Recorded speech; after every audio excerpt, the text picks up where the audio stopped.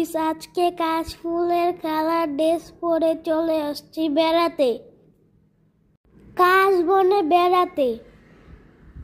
আজকে কাশফুলের সাথে matching dress পরে ছবি তুলব। এসেই আমার মন খারাপ হয়ে গেল, কারণ কিছু ছেলে কাশবনে আগুন ধরিয়ে দিয়েছে। তাই আমি আর আমার আম্মু কাশবনের আগুনগুলো নিভিয়ে দিলাম, কারণ ছবি তোলার সময় যদি আমাদের গায়ে লেগে যায়। তাই কাশবনে আগুন নিভিয়ে আমার মনটা একটু ভালো লাগছে। এখন আমি আরাম করে ফটোশুট করব। গাইস, আমি ফটো তোলার সময় আমার হাত কেটে গিয়েছে। ফটো তোলার জন্য কাশফুল ছিঁড়তে গেছি, তারপরে আমার হাত কেটে গেছে। তাই আমার মন খারাপ হয়ে গেছে।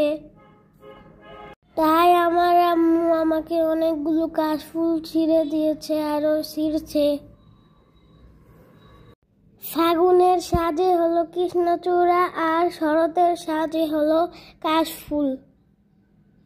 আমার আম্মু আমাকে বলে বলে মন ভালো করছিল, তো আমার মন ভালো হয়ে গেল। এখন আমি অনেক খুশি।